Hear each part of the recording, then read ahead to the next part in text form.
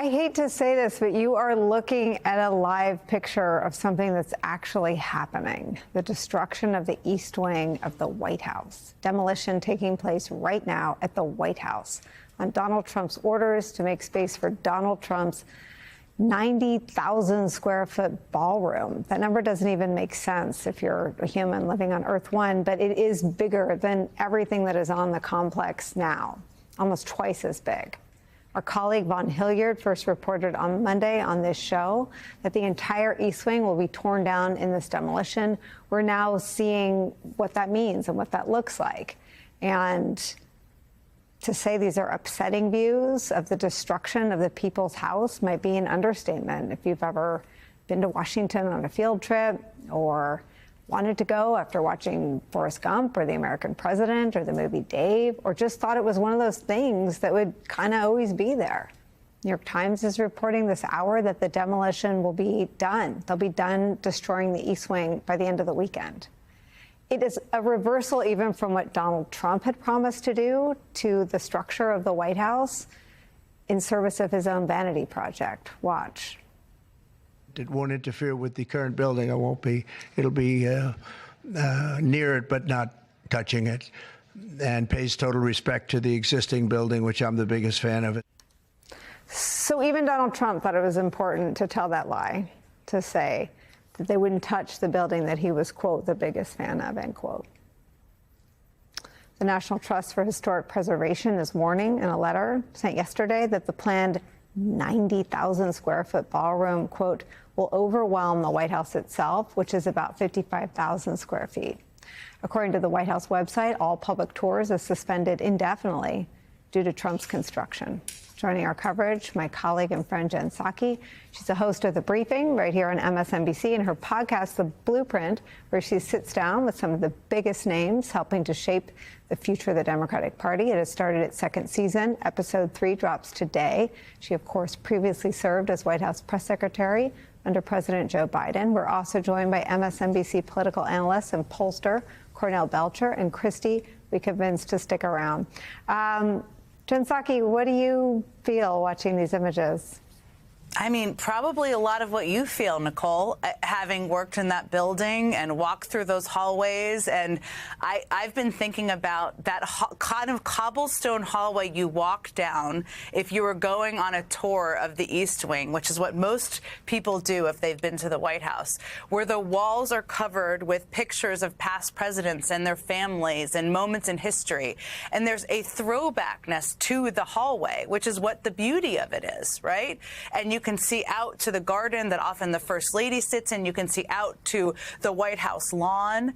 And the beauty of the White House is the historic nature of it, right? It is the fact that so many people who have been leading the country and families who have been supporting them and leading the country have lived there and walked those halls, as have leaders. So seeing these photos is honestly a tremendous gut punch.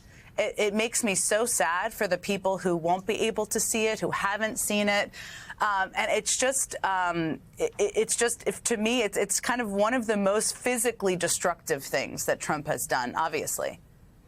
Cornell, what are your thoughts? You know, it's devastating, and because it's such a sacred place for us, and it's the people's house. And I remember going there even as an intern, you know, show how old I am, and dropping off data for then Bill Clinton, who would go to Bill Clinton. I was so excited to be there and think of the history that is there. And they're going to tear this down to build a monumental ballroom. You know, Nicole, in so many ways, it's symbolic of, you know, the destruction of norms and the trampling of the people's house to put up a monumental ballroom that is really about one man's vanity. I think I can't escape the symbolism and the sadness for America. Yeah, I mean, Jen, I think I want to try to root this in Donald Trump's own betrayal of Donald Trump's own supporters, because Donald Trump is never speaking to the whole country. He told us at Charlie Kirk's memorial service that he thinks his political opponents, he hates them, was his word. So he's only ever speaking to his own people. And he promised his own people he wouldn't touch the original White House because he said, again, quote, I'm the biggest fan of it. Why lie and why forbid people at Treasury from taking pictures if you're actually proud of the destruction of the East Wing?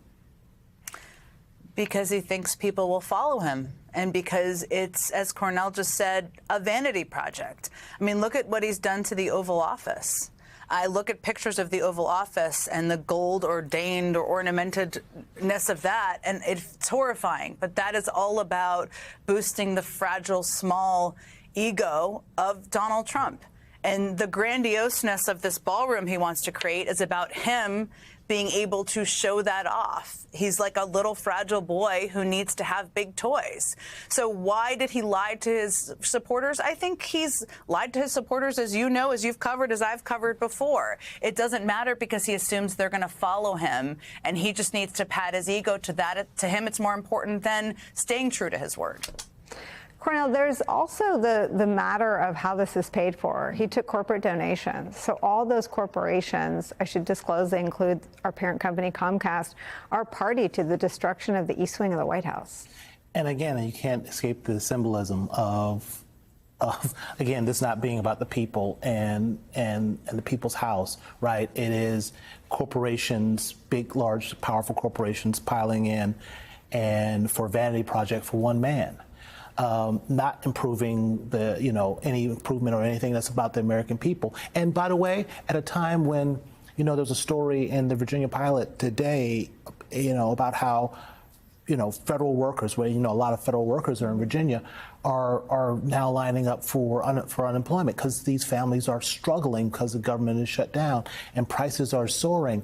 And we're spending, over $200 million on a vanity project and tearing down parts of the people's house. I think the symbolism is just overwhelming.